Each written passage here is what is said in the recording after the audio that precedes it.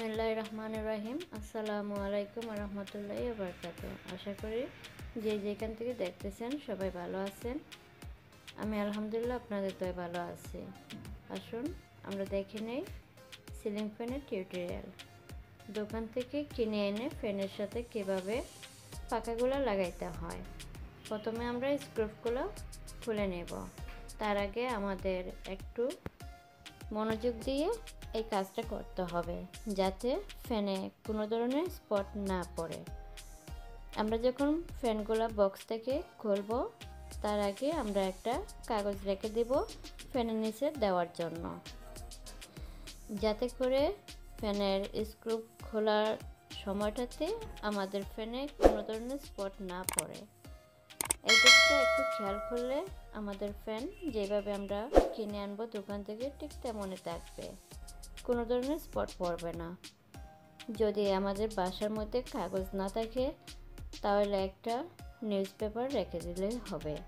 তাও যদি news paper নাই থাকে একটা কাপড় নিচে রেখে দিলেই হবে, কোনো ধরনের স্পট পড়বে না। এই টিপসটার জন্য আমাদের ফ্যানগুলো অনেক সুন্দর থাকবে, ঠিক দোকান থেকে যেভাবে আমরা কিনে আনি। আমরা এক এক করে ফ্যানগুলো স্ক্রু খুলে নেব, তারপরে পাখাগুলোর সাথে অ্যাড করে নেব। পাখাগুলো লাগানোর সময় আমরা স্ক্রু যখন লাগাবো এক এক করে, তখন আমরা ভালোভাবে সাবধানতার সাথে আমরা টাইট করে লাগিয়ে নেব, যাতে করে স্ক্রুগুলো খুলে না যায়। এই তো আমরা চলে আসলো গরমের সিজন। এই গরমের সিজনে প্রতিটা রুমে রুমে ফ্যানটা চলবেই। ঠান্ডা সিজনে ফ্যান অনেকদিন বন্ধ থাকার কারণে আমাদের ফ্যানগুলো অনেকটা জ্যাম ধরে যায়।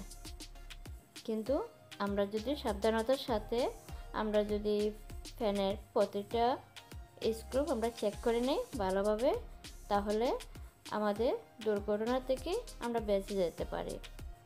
তাই আমরা সাবধানতার সাথে আমরা এই কাজটা করে নেব, কারণ আমাদের ছোট্ট একটি ভুলের কারণে অনেক বড় দুর্ঘটনা ঘটতেই পারে। তাই চলুন আমরা ভিডিওটা এক এক করে দেখে নেই কীভাবে ফ্যানগুলোর সাথে পাখাগুলো লাগানো হয়। আমি দোকান থেকে 4টা ফ্যান কিনে আনছি, তাই আপনাদের সাথে স্কিপ না করে আমি পুরোটা ভিডিও আপনার সাথে শেয়ার করলাম। আশা করি জানিয়ে দেবেন কেমন হলো। আর নতুন যারা আমার চ্যানেলে ভিজিট করছেন, এই মুহূর্তে ভিডিও দেখতেছেন, প্লিজ সাবস্ক্রাইব করে নেবেন, পাশে থেকে বেল আইকনটা বাজিয়ে নেবেন। লাইক কমেন্ট শেয়ার করতে কিন্তু ভুলবেন না, কারণ আপনাদের একটা কমেন্ট আমাকে নতুন ভিডিও তৈরি করতে অনেকটা উৎসাহ দেয়। আপনাদের কাছে আবারও অনুরোধ করি, না টেনে ফুল ভিডিও দেখতে থাকুন কেমন হলো। হ্যাঁ, আবারও বলছি, কিন্তু নতুন যারা আসছেন অবশ্যই সাবস্ক্রাইব করে নেবেন, এমন লাইক কমেন্ট শেয়ার করতে কিন্তু বলবেন না। আমি এখন বিদায় নিচ্ছি। সবাই ভালো থাকবেন, সুস্থ থাকবেন এই কামনা করি। আসসালামু আলাইকুম ওয়া রাহমাতুল্লাহি ওয়া বারাকাতুহু। দেখতে থাকুন ফুল ভিডিও, কেমন হলো জানাবেন কমেন্টের মাধ্যমে। ধন্যবাদ। আল্লাহ হাফিজ।